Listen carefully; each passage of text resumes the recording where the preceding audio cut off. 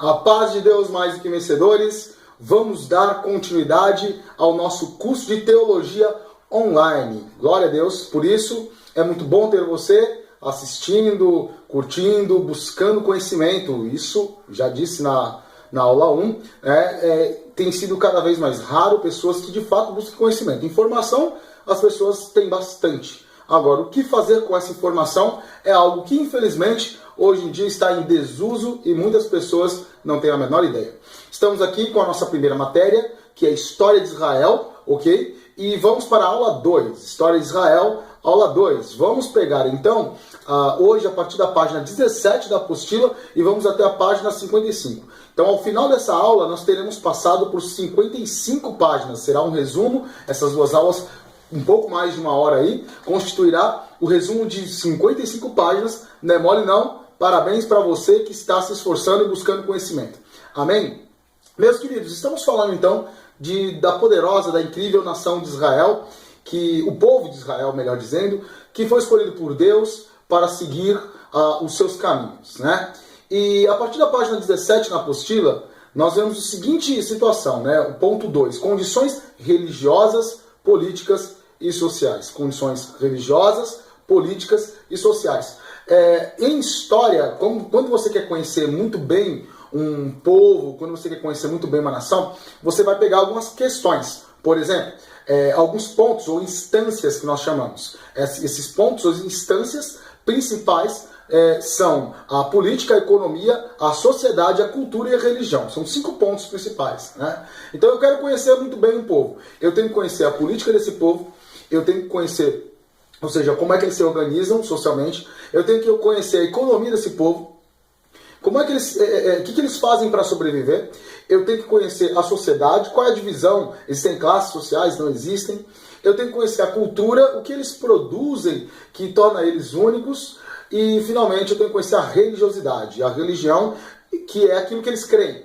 Não é diferente com o povo de Israel, e os pontos escolhidos pelo escritor da apostila são a religião, a política e a sociedade, ok? Na página 17 e 18 vai trabalhar o seguinte, que fala dos capítulos finais dos livros de Juízes e Ruth, descrevendo as condições que são reinantes nos dias dos líderes heróicos, como Débora, Gideão, Sansão. Entenda que o povo se apropria da terra prometida, e ao se apropriar da terra prometida, expulsam, né, a partir de Josué, expulsam os povos que lá estão, e então passam nesse momento tão sublime, tão importante para a história de Israel, eles passam a ser governados por líderes que são verdadeiros heróis. Esses líderes são chamados juízes. Juízes porque julgam causas do povo e de tempos em tempos, por necessidade, Deus levanta esses juízes para destruir seus inimigos.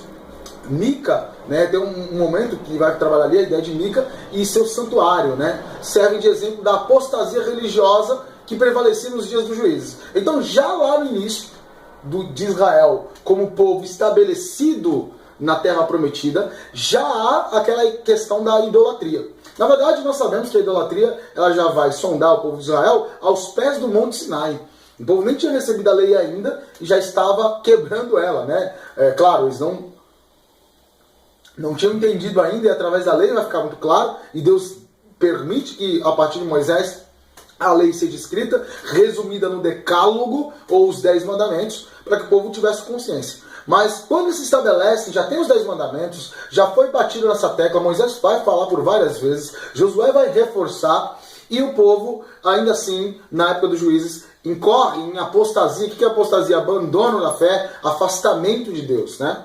Com esses símbolos idólatras, né, Mica estabeleceu o quê? Um santuário, ao qual acrescentou uma estola sacerdotal, as vestes sacerdotais e ídolos do lar. Como assim ídolos do lar? Né? São pequenos deuses, os lares, né? A ideia de lar vem dos romanos, né? Aqui a nossa língua vem do latim, por isso eles, na tradução bíblica vai trazer a ideia de ídolos do lar, que são os lares, pequenos deuses, tendo nomeado ainda sacerdote um de seus filhos. Então, Mica vai como um sacerdote ímpio, né? Vai ser um sacerdote ímpio, vai ser alguém que vai destoar completamente daquilo que o povo de Israel precisa. E também, dentro dessa época, desse mesmo período, há um crime sexual em Gibeá. E esse crime sexual em Gibeá, ele provoca uma espécie de guerra civil entre o povo de Israel. O povo não aceita aquilo que está acontecendo, né? Por que acontece esse crime sexual? Um levita da região montanhosa de Efraim e sua concubina, eles vão dormir num certo lugar e pela manhã a concubina desse levita é encontrada morta, né, na entrada de casa. O levita então tomou o cadáver. O que ele faz com esse cadáver? Ele pega e corta em 12 pedaços. Olha que coisa terrível que acontece nesse período de Israel. Ele corta em 12 pedaços e envia para as 12 tribos. Envia esses pedaços para todas as partes de Israel. Quando a tribo de Benjamim ela se recusa a entregar, que o crime aconteceu pela tribo de Benjamim, ela se recusa a entregar os homens de Gibá, né, que haviam cometido esse crime, estourou uma guerra civil. Né? Então, repare que a espécie da apostasia, ela vai fazer com que o povo de Israel se afaste muito daquilo que Deus pretende. Por 2 vezes, as forças israelitas foram derrotadas nesse período também. E na terceira vez, eles conquistam, né, incendiam uma cidade, matando todos os benjamitas. Então, as forças israelitas que vão tentar trabalhar e pegar esse criminoso que cometeu algo tão terrível em Israel, por 2 vezes são derrotados os generais do restante de Israel que vão até a tribo de Benjamim. Porque a tribo de Benjamim ela é uma tribo guerreira, ela é conhecida como uma tribo guerreira. Tem um cântico que fala: atrás de ti, ó Benjamim, Israel vai. Né? Então Benjamim ia na frente lutando e guerreando pelo povo. E os benjamitas vão matando todos aqueles que são enviados, até que na terceira vez, né, eles são derrotados finalmente. E a guerra, então, ela acaba se encerrando por aí. Bem, você vai ter, então, a partir de então, um tempo de transição sob a liderança de Eli e Samuel. Isso aí nas páginas 19, 20 e 21 da apostila vai ficar bem claro. Na posição de sumo sacerdote, Eli estava encarregado do quê? Da adoração, dos sacrifícios, do tabernáculo que estava em Siló nesse período, uma cidade específica de Israel. Mas ele falhou. Ele falhou porque ele não conseguia ensinar nem mesmo os próprios filhos dele. Os próprios filhos dele não reverenciavam a Deus como deveria. Lá em 1 Samuel 2,12 fala que não se importavam com o Senhor. Né? Os filhos de Eli eram sacerdotes capengos, sacerdotes que não estavam preocupados mesmo com o zelo da casa de Deus. Foi nessa atmosfera terrível, né, espiritual do povo de Israel que Samuel ele foi criado, né, e na infância sob os cuidados de Eli, como foi entregue a ele. Por quê? Aí a história é bem conhecida, né? Eucana é um homem de Israel, um homem temente de Israel, tinha 2 principais mulheres, que era Ana, né, e Penina. Penina é a primeira mulher, Ana a segunda, e ele não tinha, ele amava mais a Ana, mas sabendo disso, Deus deu filhos para Penina para equilibrar a situação. Ana, então, um dia, ela fica tão consternada que ela implora a Deus que Deus lhe dê um filho. Ela implora a Deus, e ao implorar a Deus, ela engravida, mas ela faz uma promessa, que se ela tivesse esse filho, ela entregaria esse filho para ser um sacerdote, para ser um levita na casa do Senhor. Né? E o que acontece?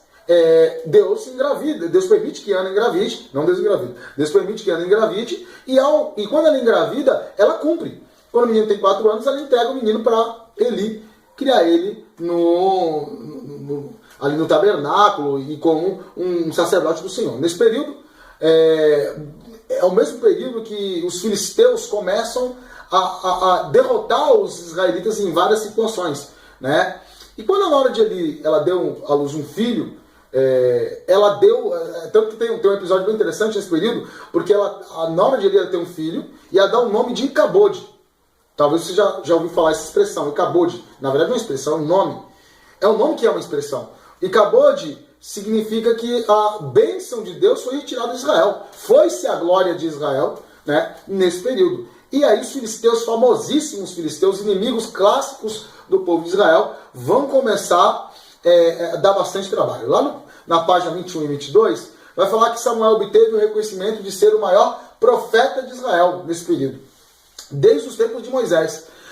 Moisés é considerado por muitos israelitas o maior profeta de todos. Inclusive o Cristo, o Messias, era esperado como alguém que viria na mesma autoridade, no mesmo ministério, no mesmo poder, isso lá em Atos, né, que Moisés. Mas depois de Moisés, Samuel é considerado, finalmente surge um grande homem de Deus. Ele também era oficial como principal sacerdote, ele é o sumo sacerdote, embora, olha só que interessante, ele não fosse da linhagem de Arão.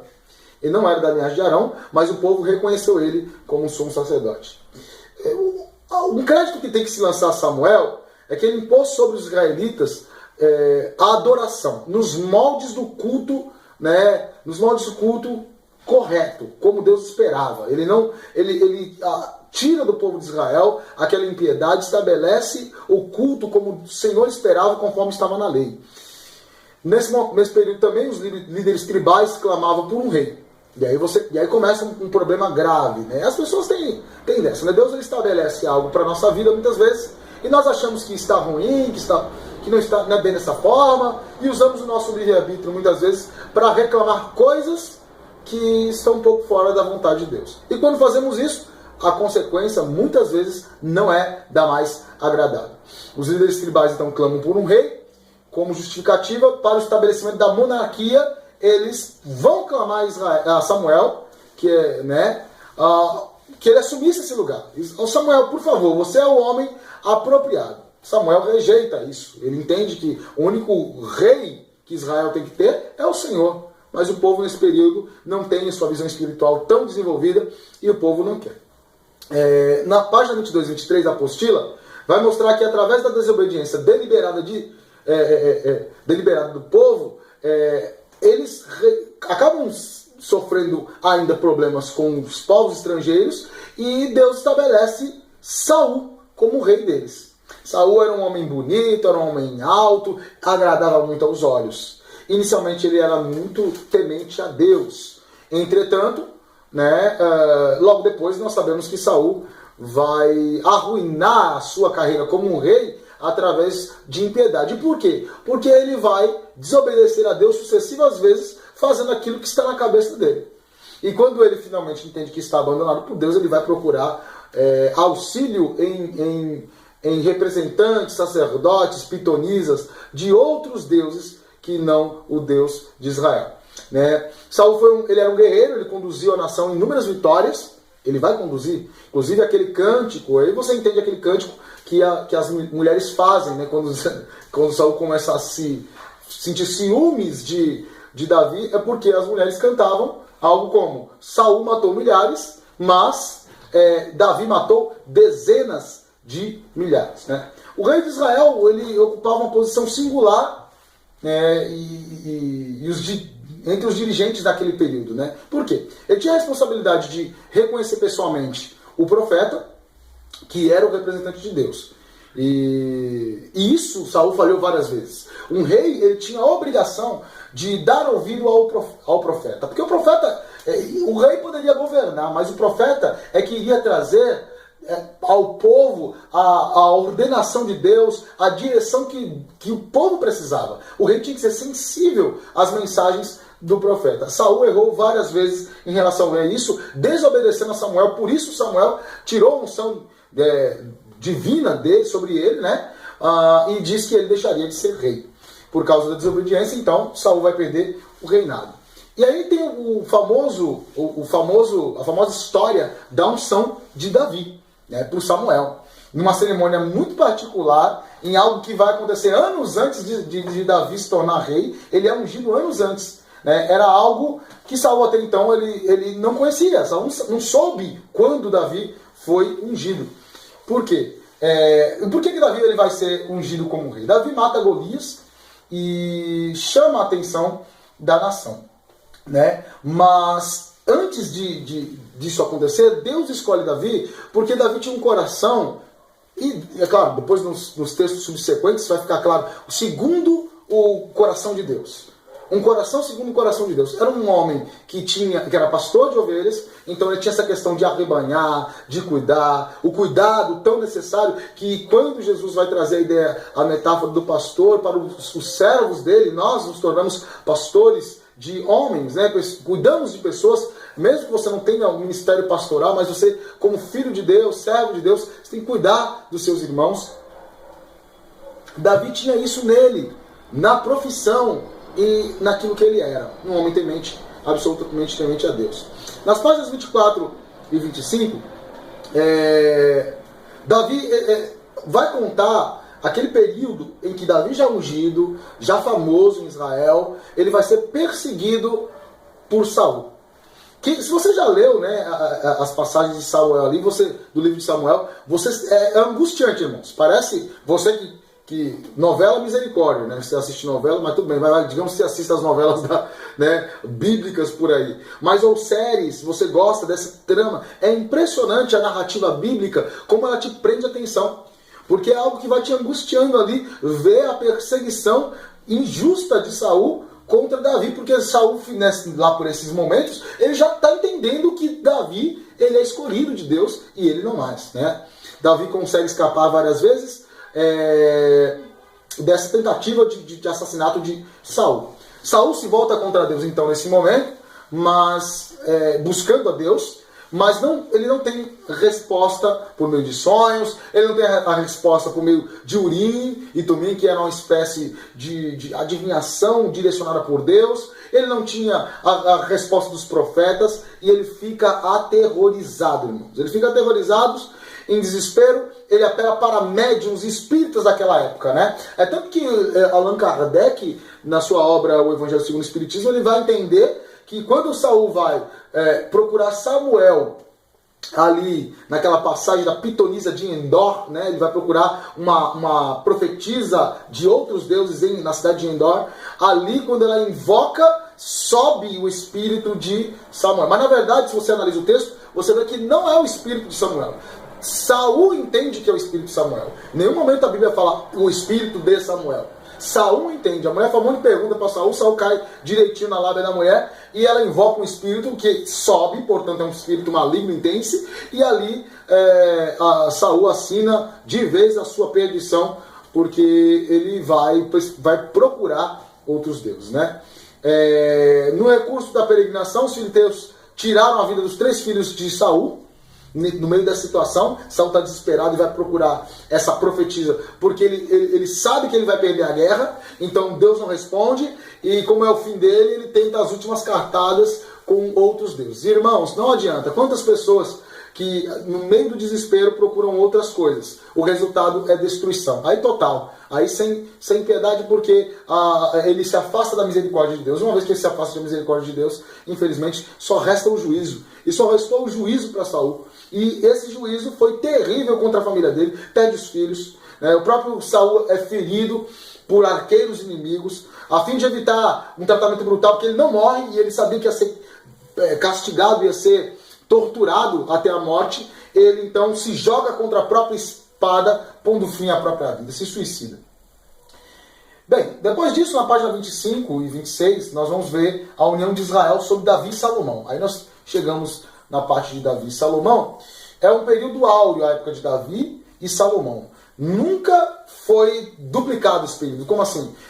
A página 25 vai falar que nunca foi duplicado em tempos do Antigo Testamento. Nunca houve outro momento em Israel como o período reinado de Davi e Salomão.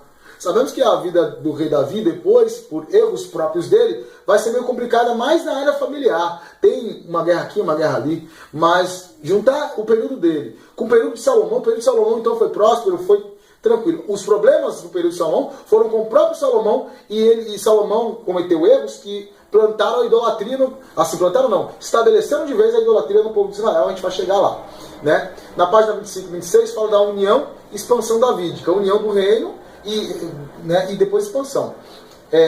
Davi, politicamente falando, né, ele teve muito sucesso. Ele, por meio de sucessos, como assim sucesso? Por meio de sucessos militares. Politicamente falando, no período da antiguidade, alguém era muito importante, um rei era muito importante se ele expandisse. Tem uma teoria na geografia chamada teoria do espaço vital, ou seja, o espaço é fundamental para o governo. Quanto mais espaço eu tenho, mais riquezas eu vou ter, mais povos sob o meu domínio, mais poder eu tenho, mais politicamente forte eu sou. Essa ideia era real também, de certa forma, para o povo de Israel. E Davi teve muito êxito nisso, porque ele teve inúmeros sucessos militares, ele também soube jogar politicamente entre gestos de amizade, né? com os povos que estavam ali ao redor dele. Nas páginas 26, 27 e 28, Davi ele foi sujeitado a um duro período de tratamento por Deus. Né? Fala que ele foi sujeitado a esse período duro de tratamento. Ele dá uma recuada. Ele fala isso antes mesmo de ser rei. Davi ele mata, ele tem que cuidar das ovelhas, ele mata o leão, ele mata o urso, depois ele vai e mata Golias, e aí ele passa por guerras, depois é perseguido por Saul. Então assim, Davi ele foi preparado para ser um rei de excelência, né? Quando ele faz uma amizade espetacular, é muito singular, a amizade de Davi com Jonatas também.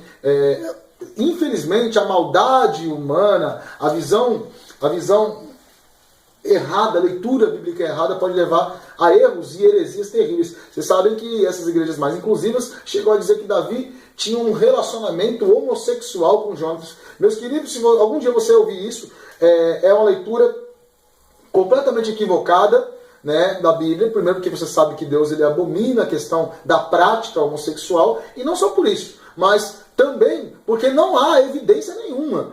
Eles tinham uma proximidade muito grande mesmo, intimidade de amigos héteros, claramente você vê, né, nos textos bíblicos. Né? Então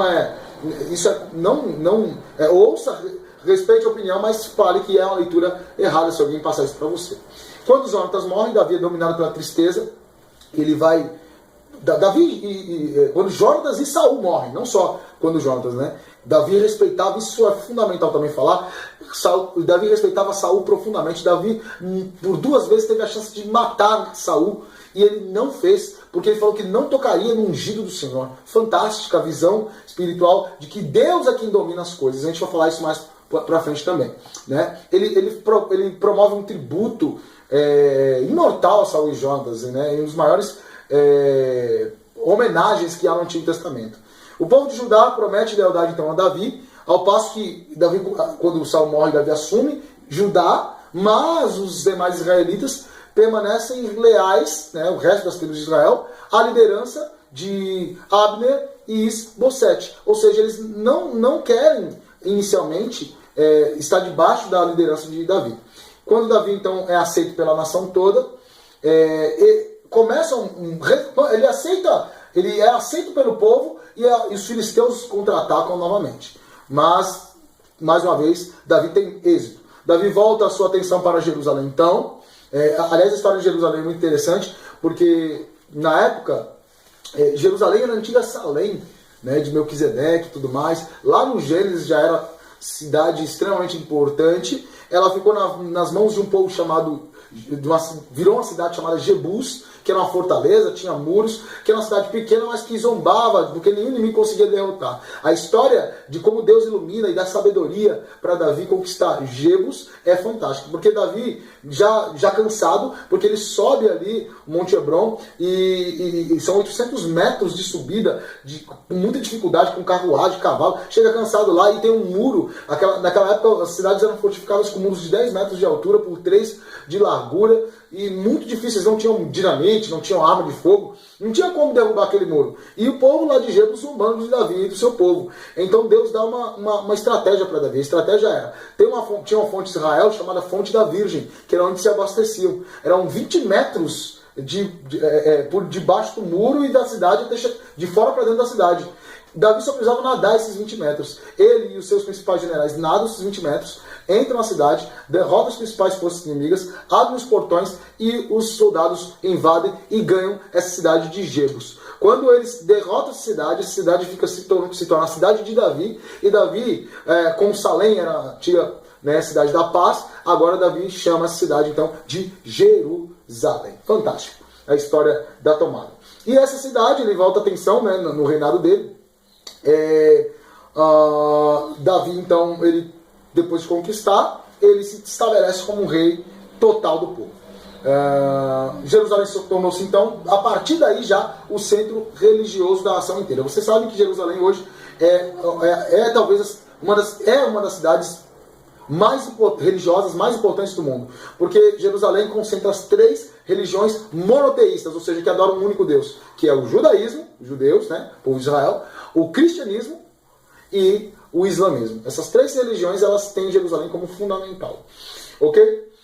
Na posição de rei do império, o israelita Davi não deixou de reconhecer que Deus era quem dava as vitórias militares para ele e a prosperidade material de Israel. Esse é um dos diferenciais de Davi. Mas lá para a página 30, nós vemos que Davi, né, ele não foi perfeito. Embora fosse chamado homem segundo o coração de Deus, Davi não foi perfeito.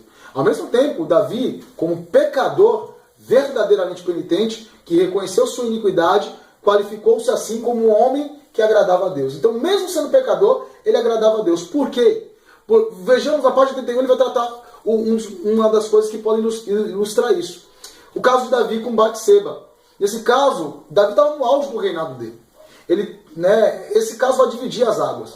Porque Davi, ele era um guerreiro, ele era um rei guerreiro. E ele não estava guerreando quando deveria estar guerreando. Davi talvez estava um pouco cansado. Deus não mandou ele descansar, mas ele fica no palácio. Estando no palácio, não estando no lugar onde Deus determinou que ele deveria ficar, o que Davi faz?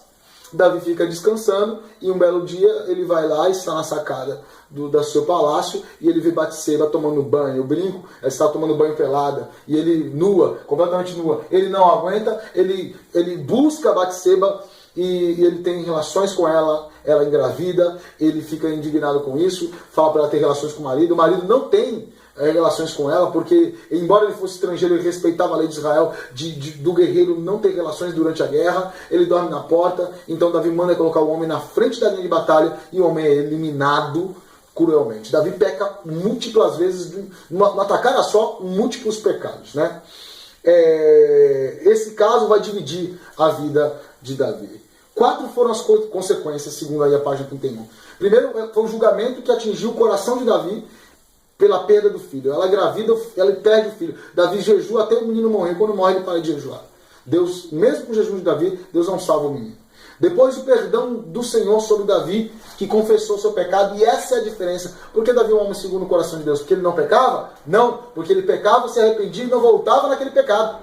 Ele não voltava, você não tem histórico dele cometendo de novo o mesmo pecado. Né? Depois tem a colheita, outra consequência, a colheita do julgamento que Davi ceifou em sua família. A própria família teve casos depois disso, casos de incesto, assassinato entre os filhos e perda da esposa. Davi sofreu muito por conta do seu pecado e dos seus pecados.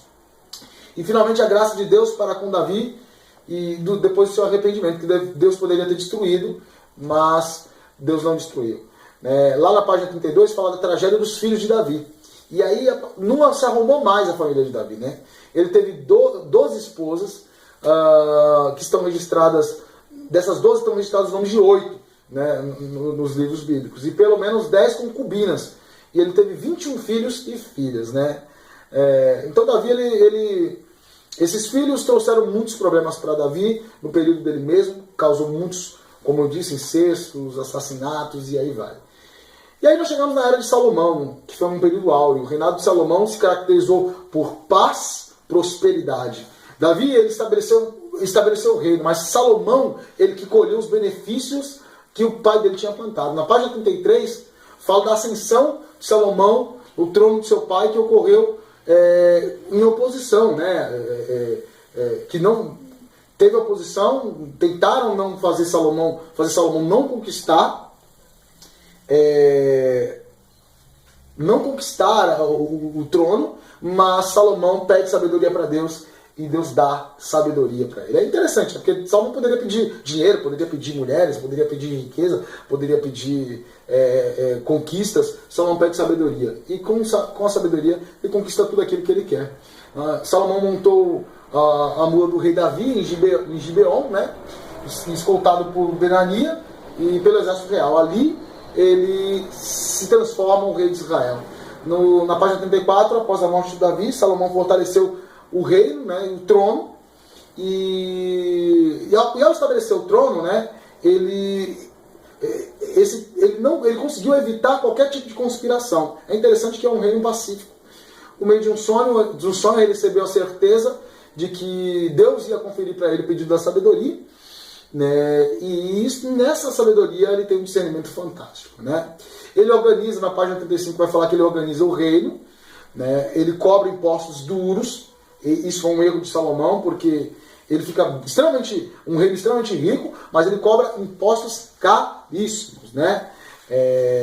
O suprimento diário do rei, vai falar na página 35 ainda, da corte, era coisa de 11 toneladas de farinha, isso diariamente, 11 toneladas de farinha de trigo, de mais 25 toneladas de carne, de 10 vezes de cevadas, 20 vacas engordadas no pasto e 100 ovelhas. Gente, diário, isso está lá em 1 Reis 4, 22, 23, era um exército muito caro, era um reino muito caro, mas Deus deu prosperidade fantástica para Salomão. Nunca se viu rei tão rico e nunca se veria mais, segundo a Bíblia, né? E aí nós entramos em falar em riqueza, na construção do templo de Salomão, na página 36. É de máxima importância, um vasto, extenso programa de edificação de Salomão. O templo ele é uma das maravilhas da antiguidade, sem dúvida alguma, né?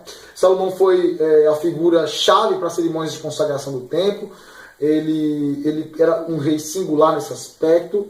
E durante todo o decurso dos cultos e da consagração do templo, é tocante como Salomão tomou uma posição de servo de Deus, leal a Deus, representante da nação, representava o povo diante de Deus, né?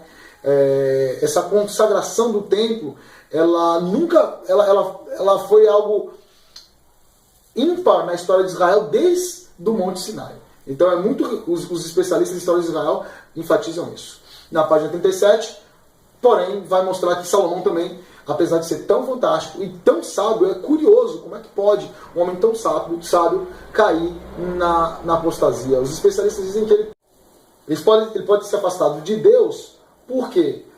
Porque em um momento específico de sua vida, Salomão, o que ele faz? Salomão, ele se casa com muitas mulheres. E na página 38, né, ele acaba cedendo a idolatria por conta das mulheres. Então Salomão se casou com esposas moabitas, amonitas, edomitas, sidônias e hititas, né? Além de ser esposo, a principal esposa dele era a filha do rei do Egito, filha de Faraó. E nisso ele permitiu que construíssem altares, e ele mesmo, acredita-se que acabou caindo na idolatria, violando terrivelmente as palavras que estão lá no Decálogo, né?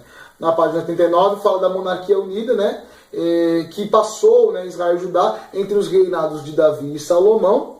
E finalmente chegamos ao período final da história de Israel, do Antigo Testamento, é claro, né?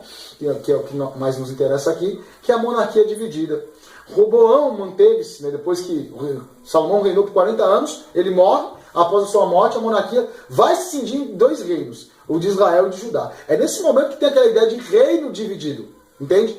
O reino dividido de Israel, que talvez você nunca entendeu, né? O reino do norte, a parte norte de Israel, ficou com 10 tribos, chamadas de Israel mesmo. E o reino do sul ficou com a tribo, sobretudo com a tribo de Judá, conhecido, né, então, como Judá mesmo, futuramente. Então, Israel e Judá. As 10 tribos lá, 10 tribos e meia, 11 tribos em cima, 10 tribos e meia embaixo. Roboão, né, manteve-se insensível à pretensão que era o filho de Salomão, pretensões do povo, em lugar de atender os seus reclamos, respondeu com mão de ferro. Ele vai cobrar impostos pior que o pai dele, Salomão. Os anciãos falaram, olha, cobra mais barato os impostos. E aí o pessoal que era mais velho falou, não, cobra mais caro ainda. Resultado, ele acabou tendo mão de ferro e o povo de Israel se revoltou e dividiu. O reino do norte teve em sua existência 19 reis, que foram Jeroboão, Nadab, Baasa, Elá, Zirri, Onri, Acabe, Acasias, Jorão, Jeú, Jeoacás, Jeoás, Jeroboão II, Zacarias, Saul, Manaém, Pecaías, Peca e Oséias, né? Porém, quando Salmanasar, na página 42 vai mostrar, Salmanasar V, que era o rei da Síria, ele amedrontou os povos ocidentais e marchou contra Samaria durante 3 anos. E em 722, por conta da idolatria do povo, porque todos esses 19 reis, eles foram idólatras, todos ruins do reino do norte. Todos os reinos das 10 tribos e meia de Israel foram reis ruins. em 722 a.C., nas mãos do rei chamado Sargão II, cai o reino do norte. Eles vão para a terra da Síria, vão para o cativeiro para nunca mais voltar. A dinastia davídica, porém, continuou com Judá. Os descendentes de Davi continuaram com Judá.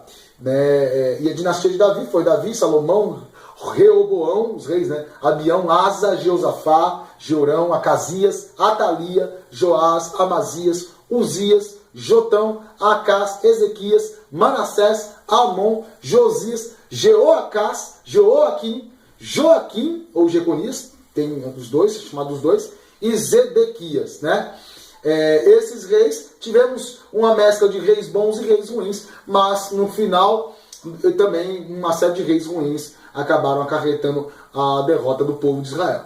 Na página 46 vai falar do papel dos profetas. Isso é importante. Jeremias, por exemplo, foi, sem dúvida, o que teve a sorte, vamos colocar assim, de profetizar contra o povo e contra a nação, tentando fazer o povo se arrepender, tentando fazer o povo voltar atrás, porque tanto os reis quanto o povo estavam rebeldes a Deus. Sabemos que ele profetizou, parece que por 40 anos, e ninguém se arrependeu. Imagina você pregar por anos seguidos para todo um grupo de pessoas, se evangelizar por 40 anos e ninguém aceitar Jesus. Já pensou isso? Que coisa terrível. Foi o que aconteceu. Abacuque foi um profeta importante, profetizou nos últimos dias de Jerusalém.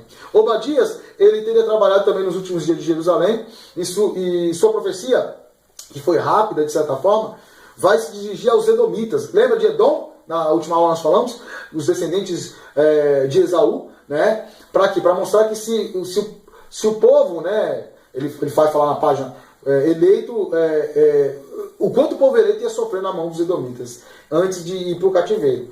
Naum, outro, bem como Miqueias, esses outros dois profetas, contemporâneos de Isaías, tiveram seu papel de conselheiro dos reis e do povo. Mas, infelizmente, assim como o reino do norte, Israel, o reino do sul, que foi Judá, caiu. Caiu também, e o cativeiro foi uma calamidade nacional e religiosa. Na página 47 fala que, do ponto de vista nacional, a calamidade não foi pequena, porque arruinou toda a estrutura incrível que havia sido construída pelos reis e com tanto esforço. Os judeus perderam sua cidade sagrada, Jerusalém linda, e a sua terra e sua importância como nação. Israel ficou desacreditado a partir de então.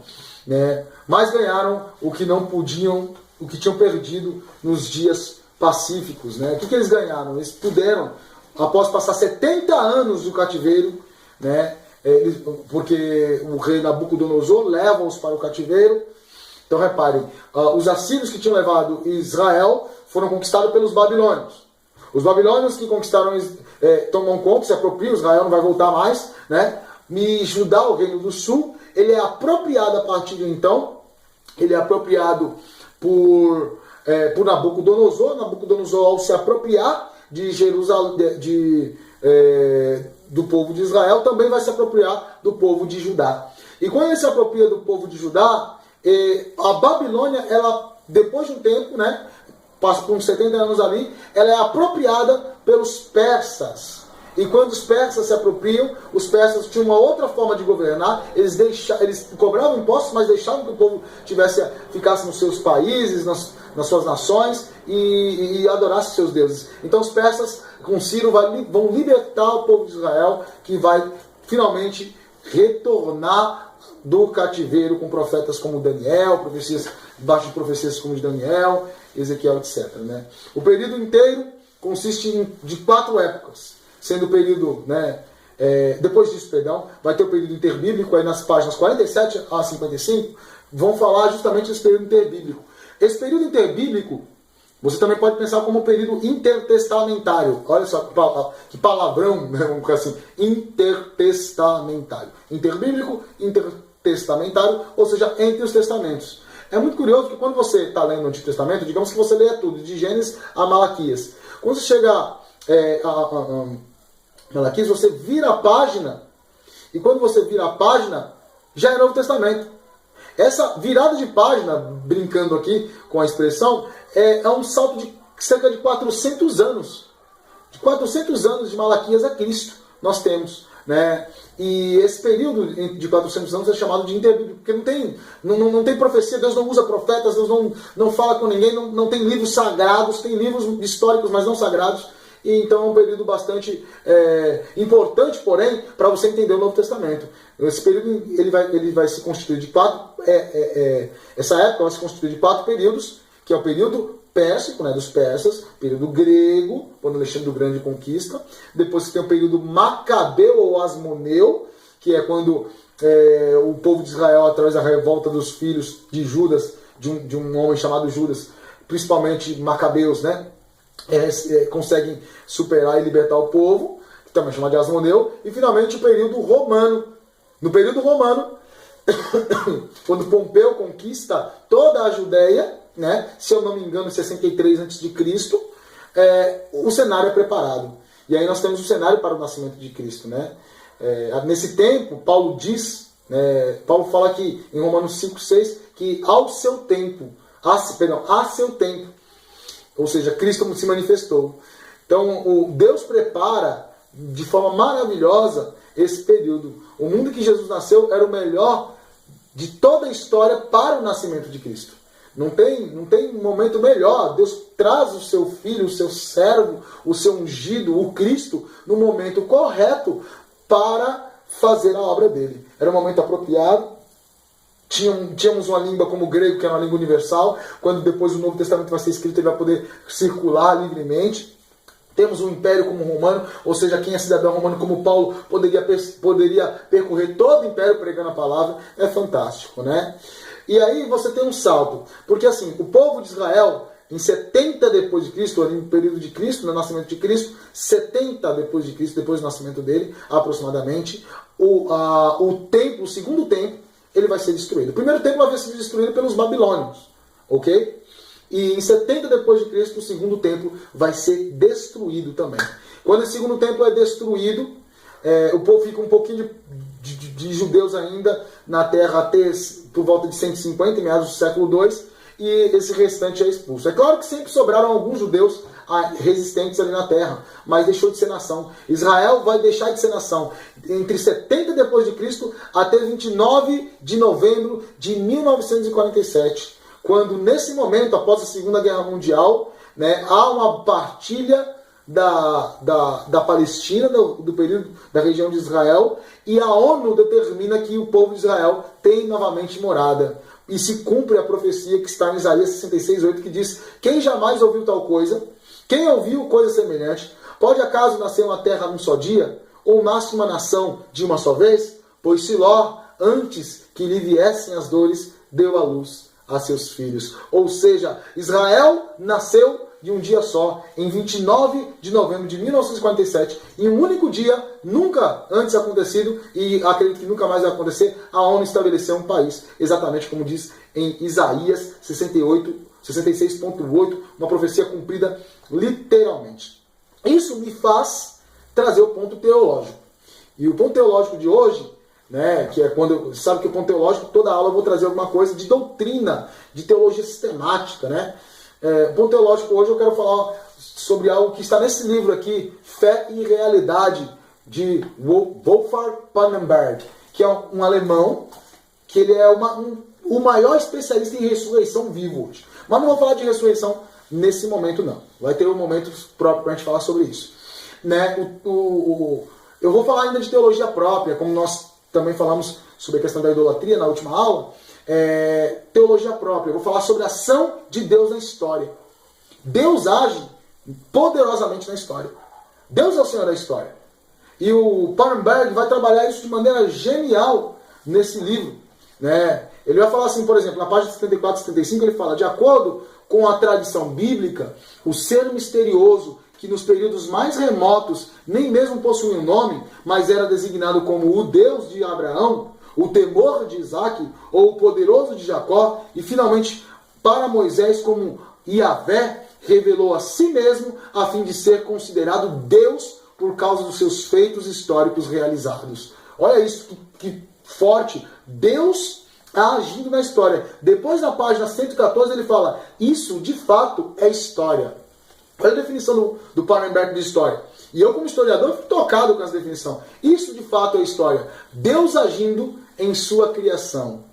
História é Deus agindo em sua criação. Você fala um negócio desse para os meus historiadores, amigos meus, eles não vão entender, não vão concordar de jeito nenhum. Como assim? História é Deus agindo na criação? Sim. Aí ele fala assim, ó, continuando. Portanto, a história não pode ser entendida sem Deus. Olha que forte.